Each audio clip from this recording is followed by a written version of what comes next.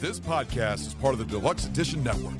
To find other great shows on the network, head over to deluxeeditionnetwork.com. That's deluxeeditionnetwork.com.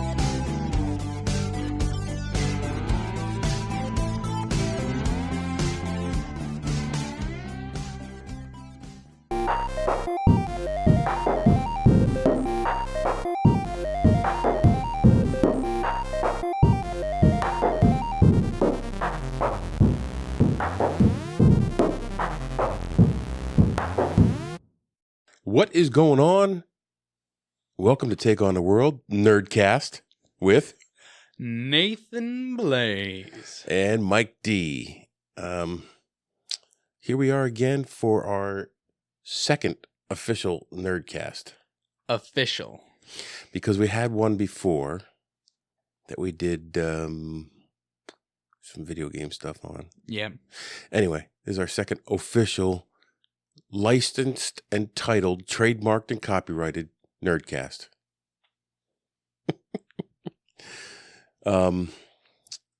So today I came up with this topic. Yes, you did. Not yes, Nathaniel.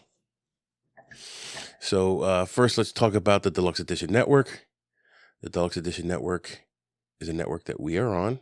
What? Along with an ever-growing catalog of other podcasts. Yes. They just added a couple more. Every month they spotlight a couple podcasts, and this month, you want to pull that a little closer? Oh, yeah, You're sure. leaning back and not talking into your mic and Sure. fading away. And as I told John, it's better to burn out than fade away. Okay. Go out in a blaze of glory. I got it. Okay.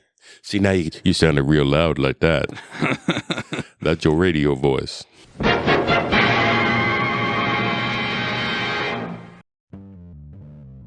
Looking for some midweek laughs? Then check out Bev's Video Kingdom. Join Brad, Zach, Scott, and Nate, four guys who never quite grew up, as they dissect their favorite films and have hilarious arguments about ridiculous movie categories. So grab a beer or a whiskey, or both, we don't judge, and tune in every Tuesday for the craziest movie podcast out there. You can find new episodes of Bev's Video Kingdom every Tuesday on all podcast platforms. It's the only podcast that'll make you feel like you're hanging out with your old college buddies without all the regrets.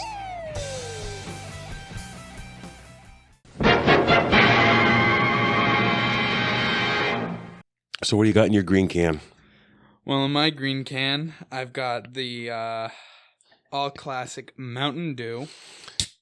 And my green can is Sierra Nevada Pale Ale. Okay, you have to be all fancy and everything. Fancy schmancy. Pale ale, whatever. So speaking of Deluxe Edition Network, go to deluxeeditionnetwork.com. Check out all the great podcasts. Actually, everybody on the network is really good. Oh my God, yeah. I enjoy listening to them. Also upcoming, I'm not sure when this will come out.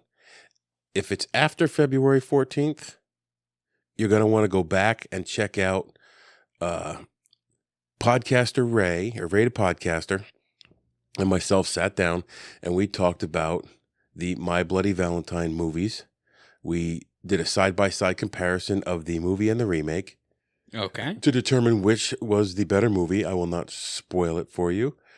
So go and check that out. If it's not the 14th, Valentine's Day, 1 o'clock, that'll be coming out. If it is after Valentine's Day, go back. Better not be. Go back. It might be, because I have a build up here. But it's My Bloody Valentine. Well, it's still coming out on the 14th, regardless of when this comes out. Okay. That's already scheduled, set, done, edited, ready to go. Okay. And it was great sitting down with Ray.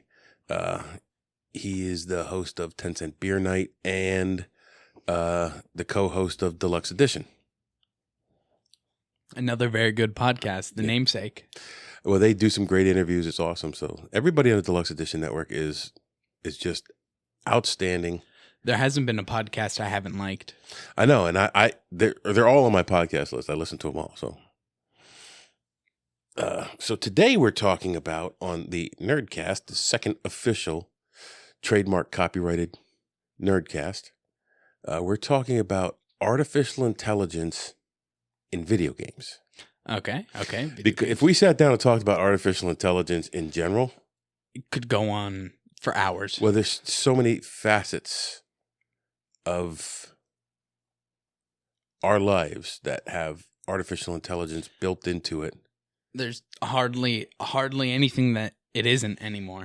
It's in medical. It's in our electronics, our phones, It's in our trash cans. it's in our trash can, our refrigerator. It's everywhere. So we're not gonna delve into that very broad topic.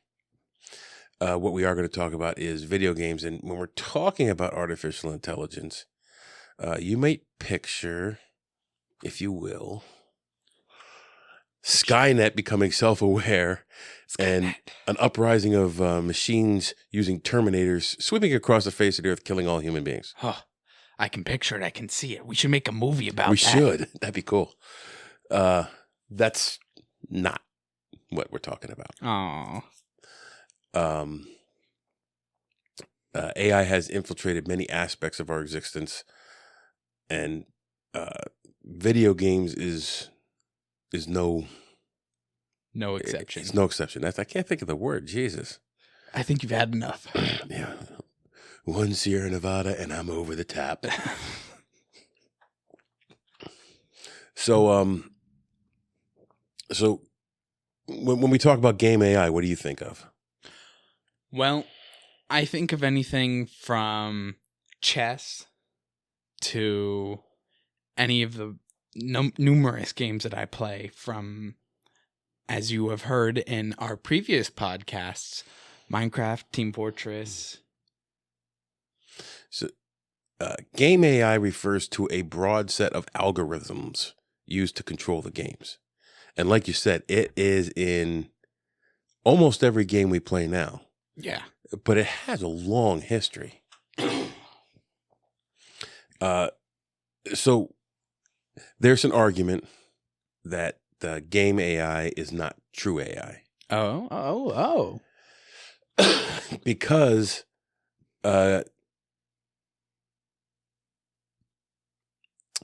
it doesn't necessarily learn and adapt Okay. in the way you would think it does. Well, in my experience, it seems like they get pretty clever and very cheeky. Yeah, yes, and that is how they control video games now. They control the gameplay with the AI. So while not true AI, that it does not necessarily facilitate the computer learning. So they want us to think. Yeah, so much as executing a set limit of predetermined responses based on gameplay. Okay. While that isn't entirely its ceiling, that's pretty much what it does in video games. Okay. Easy enough to understand. Yeah. When it comes to computer games and video games, AI has been used in their development and gameplay for many years. All right. So I know you saw this, but when we first talked about it, Yeah. what would you think the first adaptation of AI in video games was? That's a really hard thing for me to place. Really a hard thing for me to place the first adaptation of AI in video games. I don't think I can name anything specific as the first. Well, where would you generally put your finger on the calendar? I would probably have to say early 80s, earlier than that. 70s. Okay. So the first example of AI in a computerized game was the game of Nim. Nim. It was made in 1951. 51. 20 years before Pong. And think about that. Like, that's, again, like 5 years after World War II? 6 years? Like we talked about before, it's even crazy that they were thinking of video games, let alone AI in video games. Now, I know when there's someone who I want to have as a guest on the podcast, and I let them choose the topic. He chose the topic. Now, he hasn't been up yet. It's been quite some time. I still want to get him up and do AI. But when I did the AI research, artificial intelligence actually goes back to much earlier than that in writings. Really? But in practice, NIM is one of the first examples Okay. of it actually being used. But in writing, it goes back to a book. And I wish I had that research up because I found it very interesting. And I think it went back to the 30s. Even all the way back in the 30s. Yeah. So that was in someone's imagination. But still, the fact that... There wasn't even computers back then. Yeah, no, the fact that was even a thought. Yeah. Well, you look at science fiction writers from like Isaac Asimov and like they had an imagination. Ooh, wow. That imagination is very vast, especially in writers. But for a writer to think of an artificial intelligence, and it wasn't basically a computer artificial intelligence per se. Okay. But it goes back pretty far. So, now we've talked about the cabinet games before. So, 1978, the cabinet games were out and functioning. You had Pong out there. You had a couple others. Yeah, okay. And then Space Invaders came along. Space Invaders. I remember Space Invaders. I do too, because I played it when it came out when I was 8 years old. I played it a little bit. And when we talked about it, I said Space Invaders actually kickstarted the evolution of AI in gaming. And you were like, well, how? Yeah, I don't really see AI in Space Invaders because when I look at Space Invaders, it just all looks like it's just a set path. Okay, so the little aliens came across the screen. But they also shot little lightning bolts down at you, or little laser bolts, whatever. And I would think that's where the AI comes in. As to it would depend where you're shooting from to where the randomized release of the lightning bolts or laser bolts that came down would come after you. Okay, I can kind of see that argument. So it's not AI the way we think of it today, but it was an algorithm that was set to predict where you were going to be and where to shoot. Okay. I can see that. That's a fair argument. Okay, so in 1980, Pac-Man came out. Yes, Pac-Man. So Pac-Man had many elements of AI. Okay. Set in a complex manner. If you haven't played Pac-Man, or if you don't know what Pac-Man is, how couldn't you? What kind of life have you had? Yeah, really. Like, you could not have had a full life. Anyway, Pac-Man was a little yellow munchie. Yeah, a little cheese wheel. A little cheese wheel rolling around the thing, and there was ghosts in the maze. Each ghost had its own personality. Yeah. And we were just looking at that. So yeah, I'm gonna Inky Blinky, Pinky, and Clyde. and Clyde. Clyde. So Blinky was the chaser. Yeah. So his programming had him chasing you most of the time, and Pinky was the ambusher. So he was a little more intelligent. So he would let Blinky chase you around. Yeah. And he would try to get to a point where he'd be in front of you to block you off. Yeah. And ambush you. And then Inky was fickle. Like which way do I go? Which way do I go? Yeah. And then Clyde was just an idiot. Yeah, the dumb one. Yeah. I remember watching an interview with one of the developers of Pac-Man, and I could be misremembering, but I think he just flat out called Clyde the stupid one. Yeah. So that was their characteristic when Pac-Man was just going through the maze. But when Pac-Man would hit one of the power-ups, Yeah. they all acted different.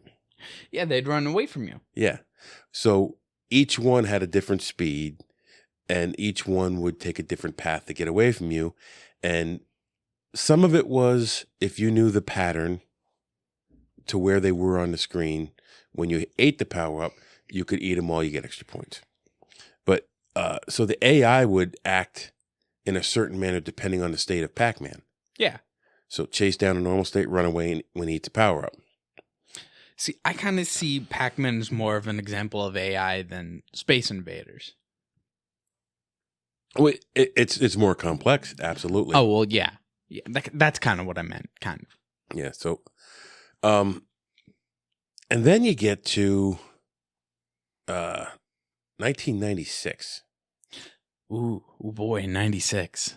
So IBM created a supercomputer.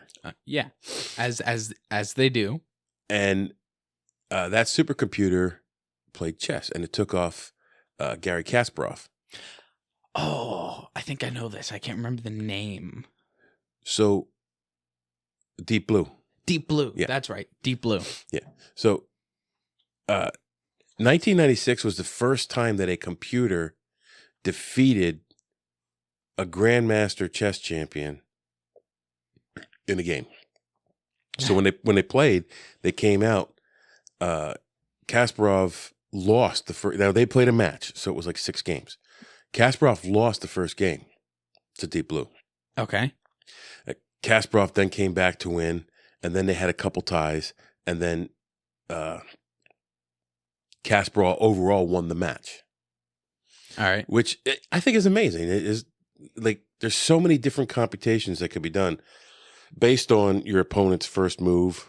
Oh my God. Like Yeah. you play chess, you understand it. I have played chess. I'm not a chess wizard of any sort. Oh, neither am I really. But like the way they call out the king's rook to p3, I don't know what the hell it means. Like Well, it's the 3 represents a row, and the letter represents a column. right, but I don't know which is which. Well, alphanumeric. Right. But I don't know if the bottom of the board is the letters and the side of the board is the numbers, or I don't. I get it, but there's no way. Like a chess champion can just do a whole game in his head by calling out those numbers. Oh yeah. That I can't do. Like as much as I make fun of you, I would be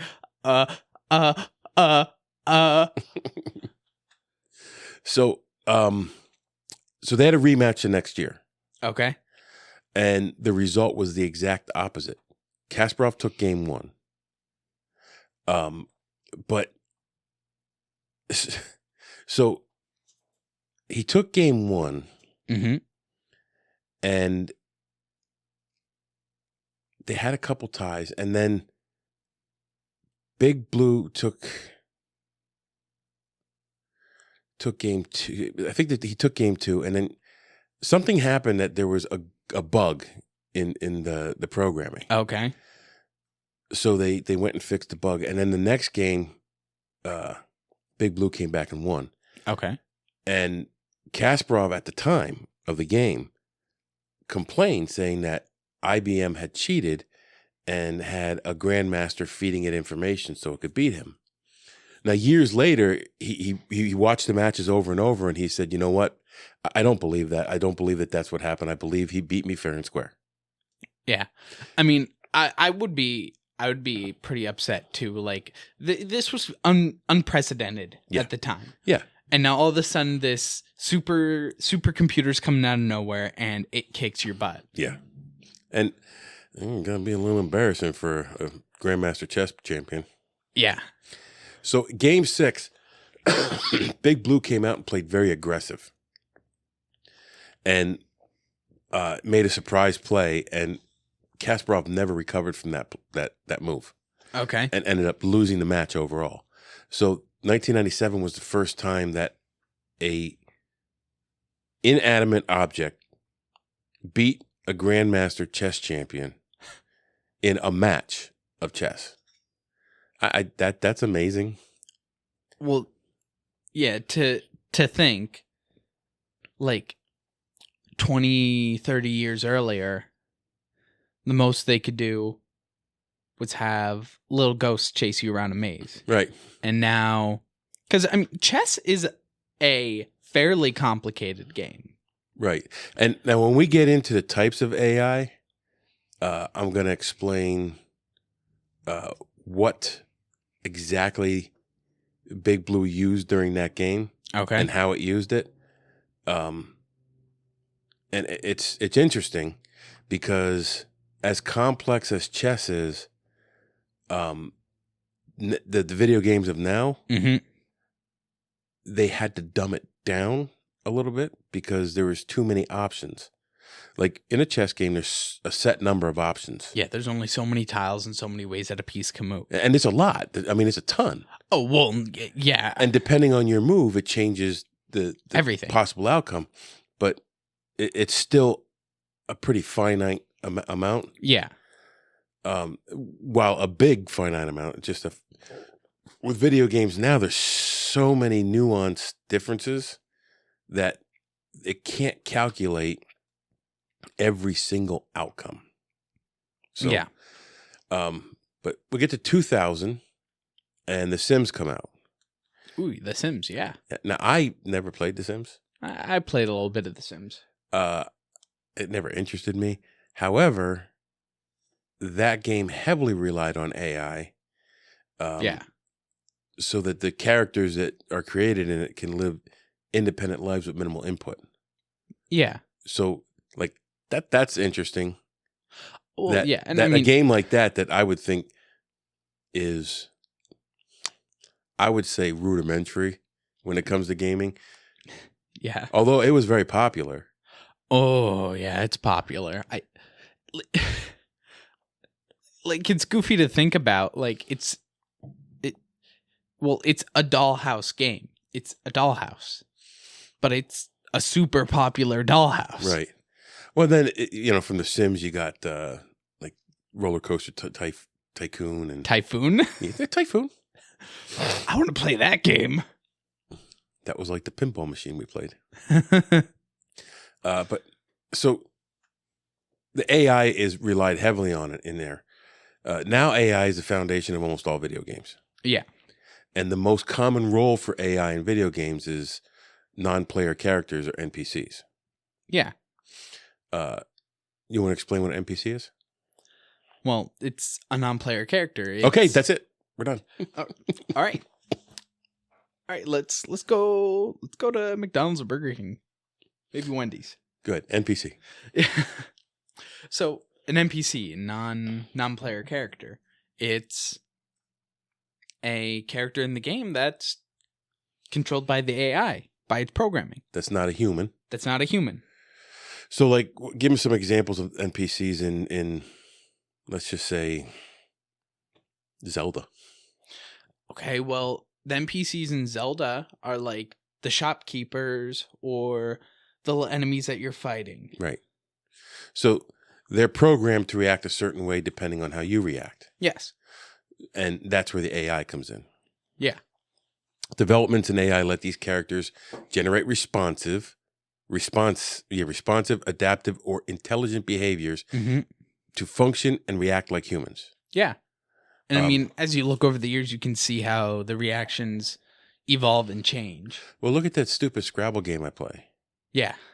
The same people keep challenging me. They're obviously not real people. They're obviously bots. Yeah. Yeah. Because, like, I've beat the one lady, like, 30 some times. Why would you keep coming back for abuse? Or they're just that desperate to play Scrabble. So even when I don't initiate another game with them, they initiate another game with me. Yeah. And that keeps me playing the game. Yeah. Because I'll play them and beat them. I don't care. Well, you do care because you like beating them. Well, I'm one of those people who don't think it's wrong to run up a score. If you're better, keep playing. Yeah. Why would you put your best players off the field just because you're winning? Yeah. No. I mean, everybody gets to play when we played soccer. But yeah. If you're playing a competitive sport, you're there to compete, not to mollycoddle. Yeah, no. Once you're in competition, you really don't hold your punches. No, I don't know. That'd be like a boxer saying, oh, I'm not going to hit him because he's not as good as me. Yeah. That's how you get knocked out. Yeah, and then he comes around, BAM! Yeah. So, early games only allowed NPCs to do generic attack defense actions. Yeah.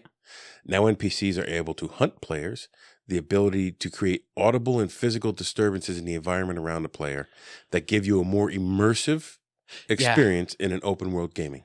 I know this might be going off track a little bit. That's okay. We do that all the time. But it's crazy because even just in my lifetime, it has gone from, okay, yeah, the AI, it can shoot you, target, and track you, but now it's at a point where it's smart enough that it can do a disturbance here because it expects that disturbance will either draw you over there or scare you away into another area, and they can make AI that properly understands cover and actual tactics. Yes. And one of the earliest examples of that was Metal Gear Solid, which is one of my all-time favorite games. Solid game. Game. Although the AI was rough around the edges. Yeah. And some people may disagree with my assessment of that game. That is where, because it was a stealth game, if you reacted in a certain way, it would have the NPCs react in another way. Yeah. And they would actively hunt for you. Mm-hmm. Now, they would use a pattern to do it, so it was still algorithm-based, but that's what game AI is. Yeah. It's all algorithms.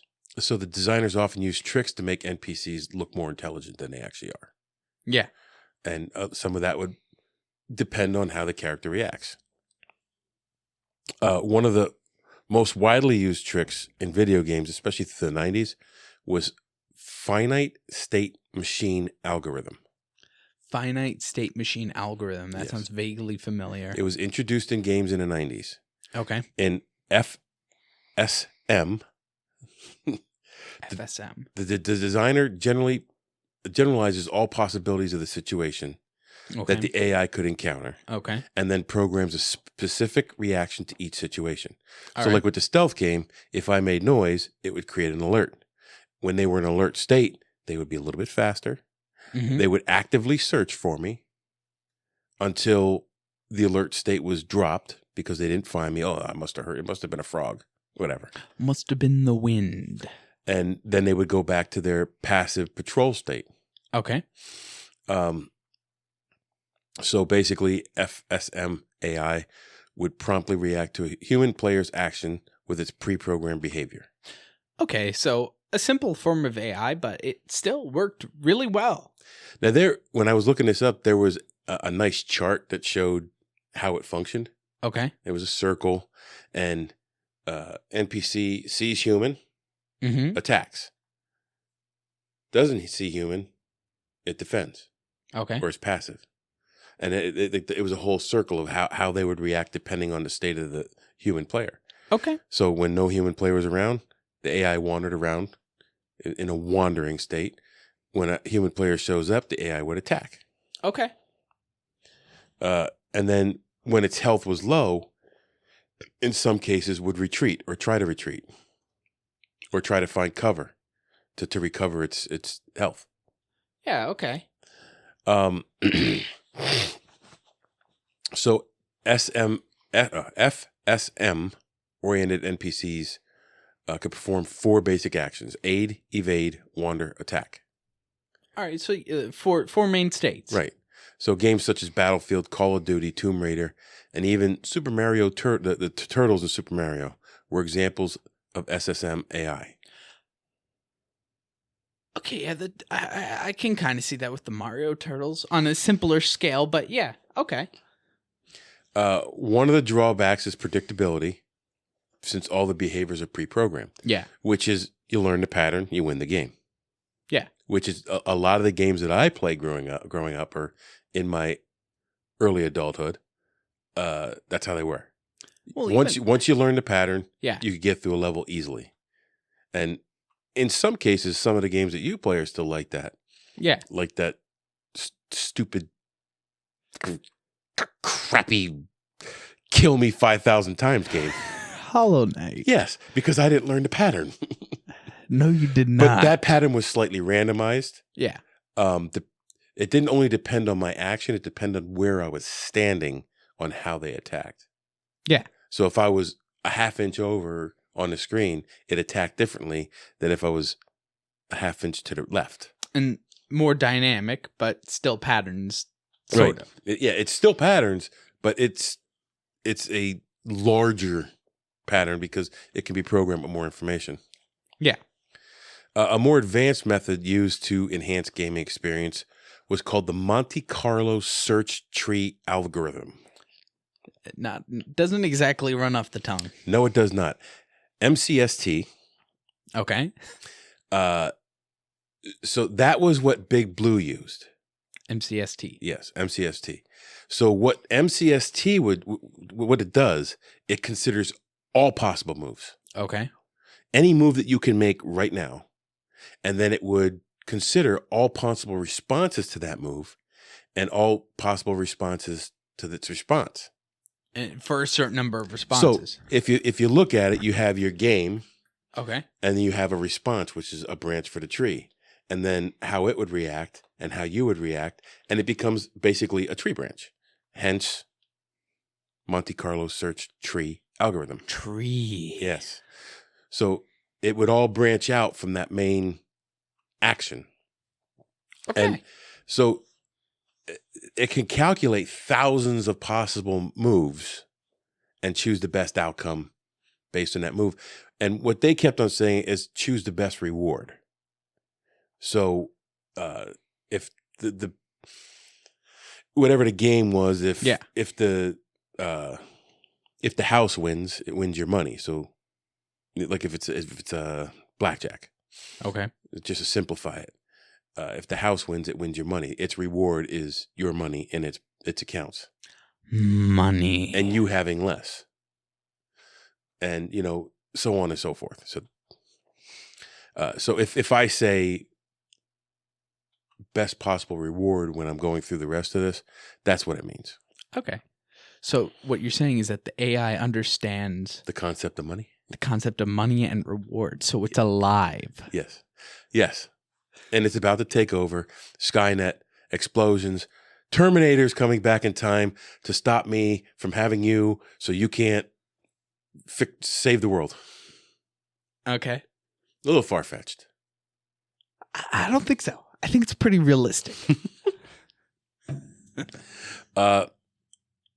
So since the strategy game has become more, the strategy games now have like more possible outcomes. Oh, yeah. And not just, it's not just a move on the board. And that's what I was saying about Big Blue and the chessboard. Mm-hmm. Each one of those pieces can only make a finite number of moves. Yeah. When you're playing a video game, if you're playing a strategy game, say it's a first-person shooter, mm-hmm.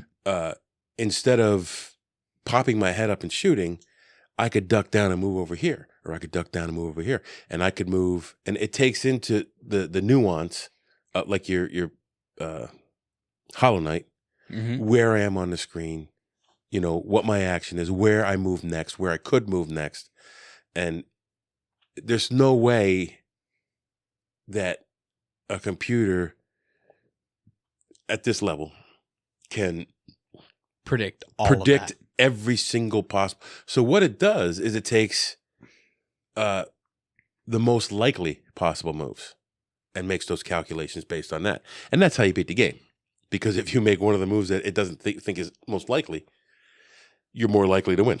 You can't guess what my next move is because I don't even know what my next move is. But the computer takes into account the way you've played the game. Yeah. And the likelihood that you make that move is calculable, mm-hmm. which is cool. Like, oh yeah, it's crazy, like how it works now. Yeah, and as games become more and more complex and more advanced, the AI is forced to become more complex and more advanced as well. Yes.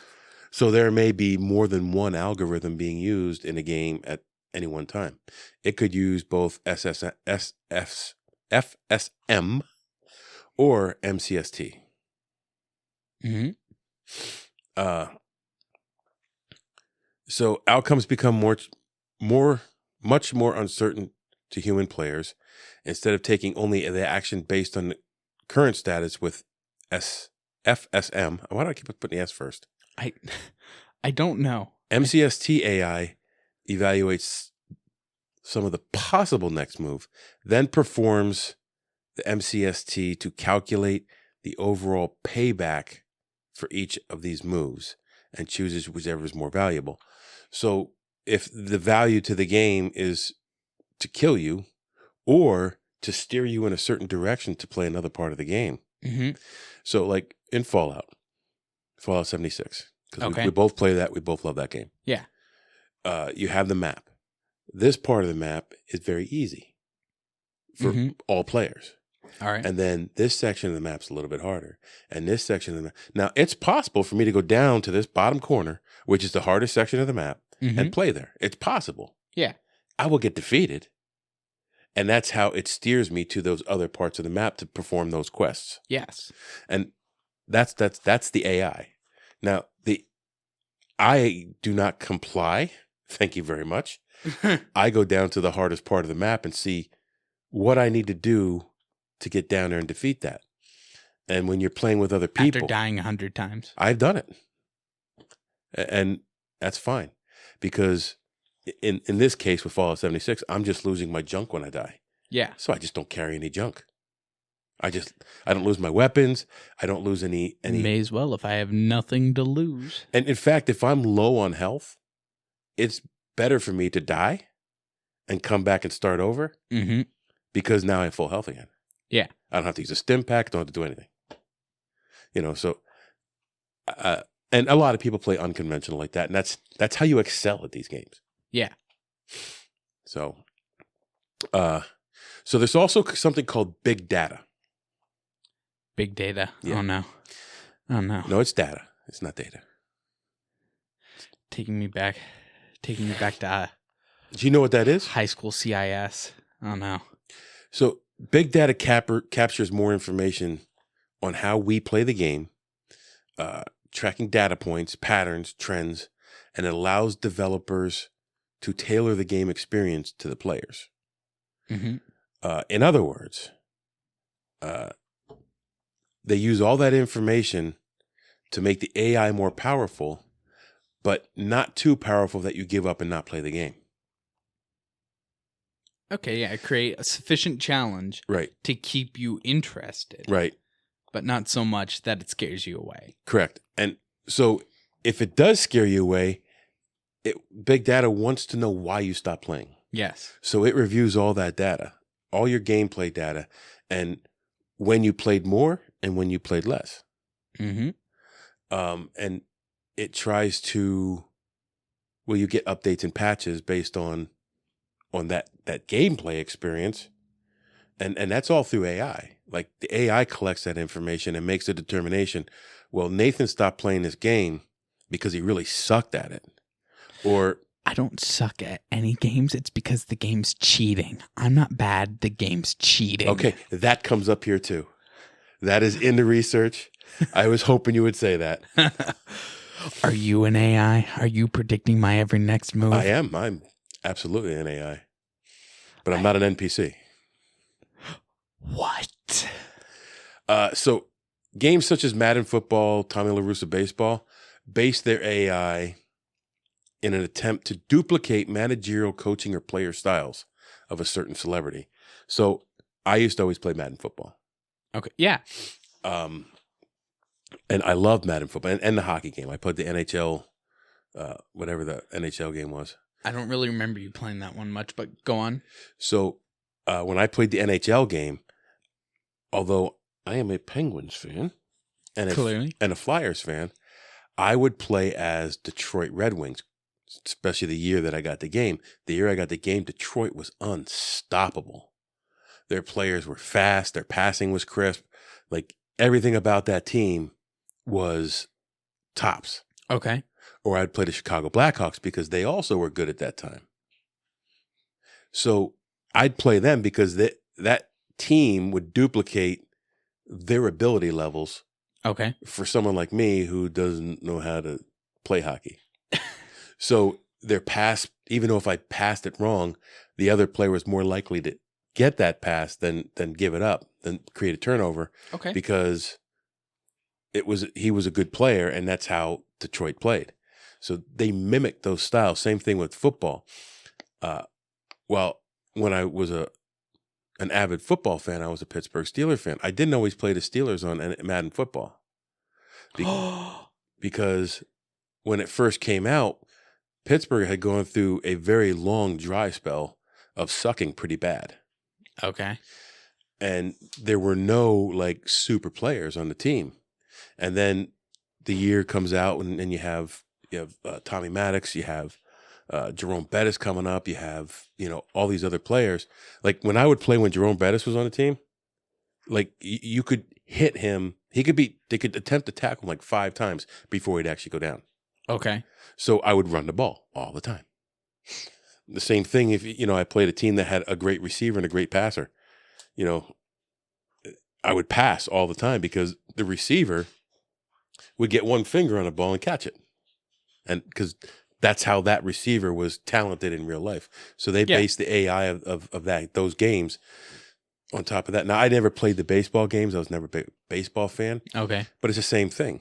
You'd have a coaching style, which was aggressive, and you would play against that aggressive coaching style. And despite the talent of some of your players, you may lose because the coaching style overwhelmed yours. All right. So that's how AI is using those type of games. And I think while that is also finite, I just think there was more nuance to it in some of the sports games. Oh, definitely. The use of game AIs beyond NPCs. Ooh. So a player experience modeling. Basically, they would adjust the difficulty of the game based on the player's ability. Okay. You and I play the same game. We're on the same level. I get through a level slightly easier than you because the game adjusts to you being a better player than me. You're admitting that I'm better? In whatever game it was. If it's Fortnite or whatever, I don't play that stuff. Okay. Go on. Now, if we're playing PUBG, Battleground, I kick your ass. Oh, definitely. Definitely. I was always number 1 or number 2 when I played that. It got boring playing that game, so I stopped playing. Oh. Which the AI should have seen and made it harder for me. But I guess I was just too good for it. Oh, of course. Harumph. So then there's procedural content generation, creating elements of the game like environmental conditions, levels, and even music in an automated way. AI methods can generate new content or interactive stories, which... Okay. So that kind of is a little bit what we consider AI in general. So if it's creating new content or different stories based on your gameplay, or even playing different music because of the way you play, okay, that's more like AI. I would love to play a game with AI like that. Now, I'm sure I've played at least one game that had like maybe a simpler level of AI like that with the way that it generates the world, maybe the story, but I can't think of anything specific that I've ever played like that. Like that sounds so cool that the game like dynamically changes the music or the world or the way that thing. And it might not be a different song per se. It may just be the speed of the song. Yeah. Something simple like that. Something to make you react slower. Yeah. Like I don't know. I don't know if it didn't give any specific. I would love a specific example of that. Like you're saying, I'd love to play a game like that. And I'm sure in some ways I have. Actually, you know what? One comes to mind. Hollow Knight. No. Assholes. Excuse me. Anyways, I think it's less of AI, but we play tanks. I know that game, the music is actually different based on what tanks are on the screen. There you go. So your choice of tank. I guess I don't know. Yeah.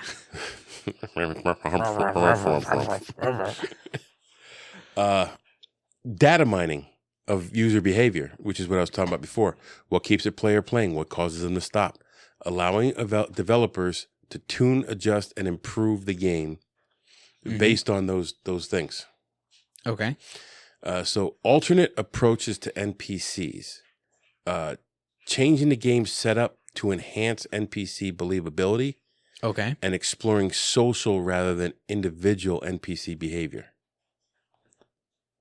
Okay. Hey, don't ask me what that means. I just wrote down what it said. Oh, okay. That one kind of had me a little lost because how do NPCs have a social behavior? You know what? Actually, when we were originally talking about the idea of this episode, you had asked me about AI in Minecraft. Yes. The social behavior, I think, comes in with how I explained in Minecraft, when you buy a lot from this specific NPC, it'll actually have an effect on your prices. Well, yeah, you know what? I think that's where the social behavior comes in. Like 7 Days to Die, when on that server, if so many people have sold a vendor a certain item, the vendor doesn't buy it anymore. Doesn't want it. I don't want it. Yeah. So maybe that could be. Yeah. I would say that falls under social behavior. Okay. Makes sense.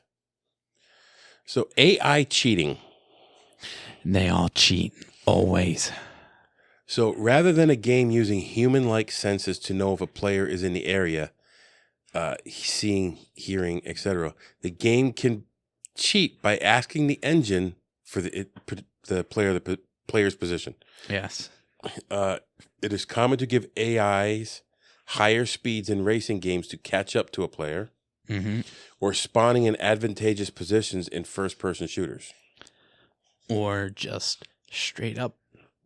Well, most infamously in shooters, aimbotting, where they take a player client and they have an AI play the game, and the AI reads from the game the exact position of everyone in the game. So it knows, even if you're invisible, it knows, hey, you're here in the game, I shot you in the head. Now over here, bang, bang, bang. That's very infamously in first-person shooters. Okay. So it's just like a casino. House has the advantage. Yes. And in some circumstances, that's a good thing. Makes the game a little bit harder. A little bit. In some situations, it makes people stop playing.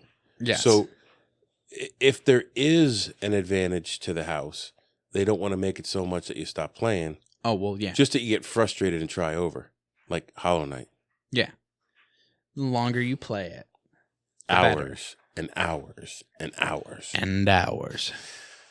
It is often done for performance reasons, and it is considered acceptable as long as it's not obvious to the player.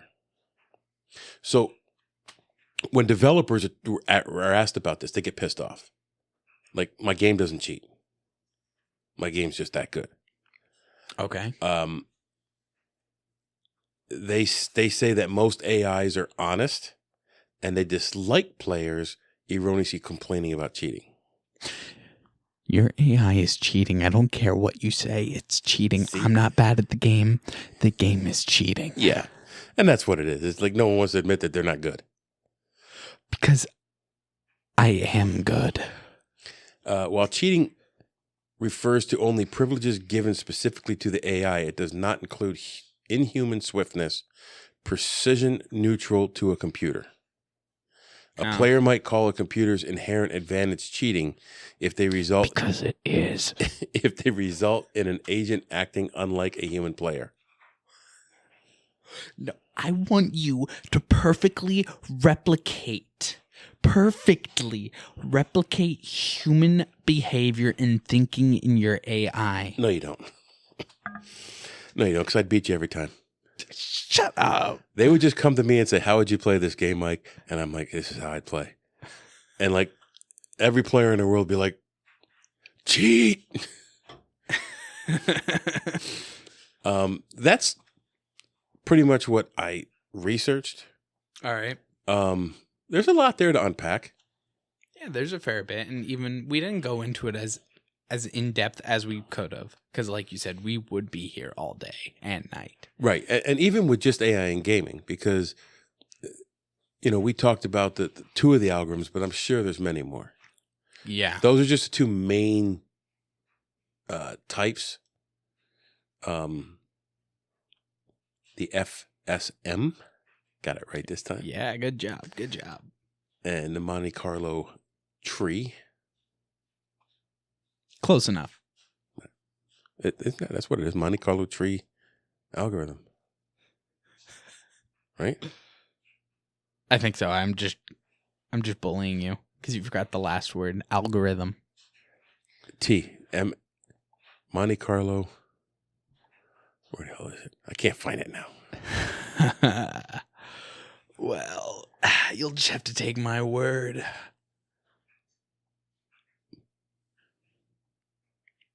Tree algorithm. Yeah, Monte Carlo tree algorithm. You forgot to say algorithm. Search. I forgot to say search. Monte Carlo search tree. Yeah. Yeah, I definitely knew that you forgot to say search. Yes. Definitely. Definitely. Right. So, like, does it make you look differently at video games after, like, thinking about this? Like, you knew there was AI involved in video games. Yeah. But does it make you look differently at them when you think about it? I mean, a little bit. But it makes me think, how can I use this information to be better at certain games? Well, I didn't need this information to be better at any games. I'm already the best. Harumph.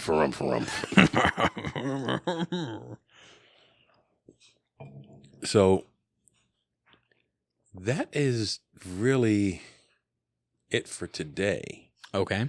On AI in video games. And like you said, we just grazed its surface. We didn't get too deep in the weeds.